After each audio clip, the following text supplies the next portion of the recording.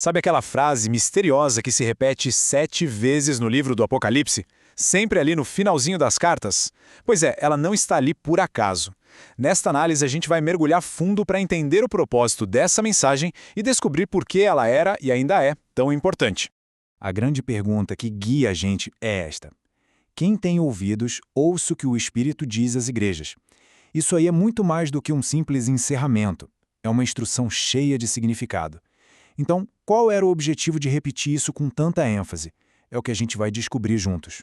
E para a gente organizar as ideias, nosso caminho vai ser esse aqui. Primeiro vamos analisar o padrão, depois entender como uma mensagem local vira uma lição universal, aí a gente vai ver quem é que está falando, o que significa ouvir de verdade nesse contexto e, por fim, trazer tudo isso para os dias de hoje.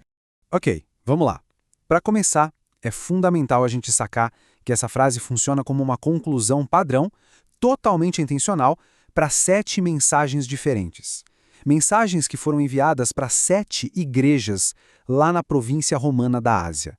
Não é coincidência, é um padrão muito bem pensado. E a estrutura aqui reforça a mensagem de um jeito brilhante. A frase aparece 7 vezes, uma no final de cada carta. Isso cria um ritmo, sabe? Quase um refrão que sinaliza: ei, presta atenção, aqui está o ponto principal. E tem mais. O uso do número 7, que muitas vezes simboliza a perfeição, algo completo, sugere que essas mensagens formam um ciclo de instrução para a igreja como um todo. E é aqui que a gente começa a responder a nossa pergunta. A função principal dessa frase é alargar o público. É como pegar uma mensagem bem específica, cheia de detalhes sobre os problemas de uma única comunidade e transformá-la numa lição para todo mundo. Olha, essa imagem aqui ajuda a gente a visualizar essa ponte. De um lado, temos uma carta com críticas e elogios bem específicos, por exemplo, para a igreja de Pérgamo. Aí do outro lado, por meio dessa frase final, essa mesma mensagem se torna uma lição sobre compromisso e fidelidade que vale para qualquer igreja em qualquer lugar do mundo. É um convite para todas as outras igrejas entrarem na conversa. O teólogo William Barclay resumiu isso de um jeito perfeito. Ele disse que a mensagem transcende o seu tempo e lugar. O Espírito não estava falando só para os cristãos da Ásia Menor do primeiro século.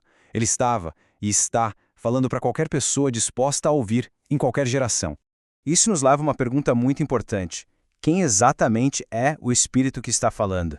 Porque entender a fonte da mensagem nos ajuda a captar a autoridade e a urgência que ela tem. O ponto crucial aqui é a unidade divina. Pensa bem, as cartas começam com "isto diz aquele que", descrevendo Cristo, mas terminam com "ouça o que o Espírito diz". Os estudiosos mostram que não tem contradição nenhuma aí.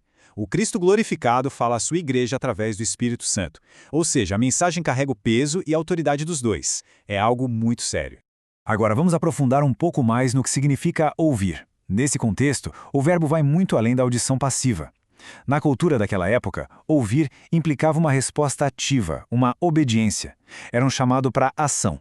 A gente pode dividir esse processo de ouvir em 3 passos. Primeiro, a escuta literal.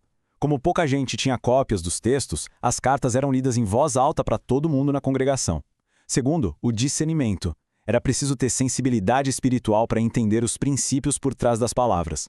E finalmente, o mais importante de tudo, a obediência.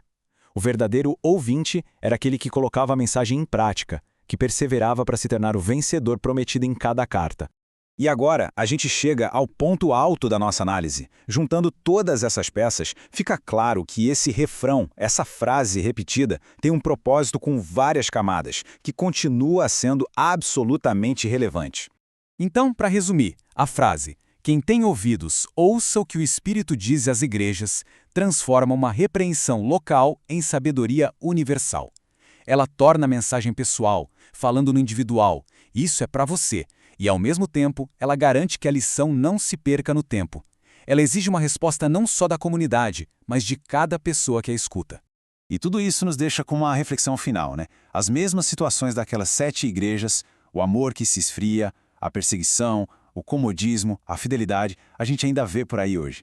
A pergunta que ecoa através dos séculos é: quais dessas mensagens com essa autoridade divina toda o Espírito está nos convidando a realmente ouvir e, mais importante, a obedecer em nossas próprias vidas?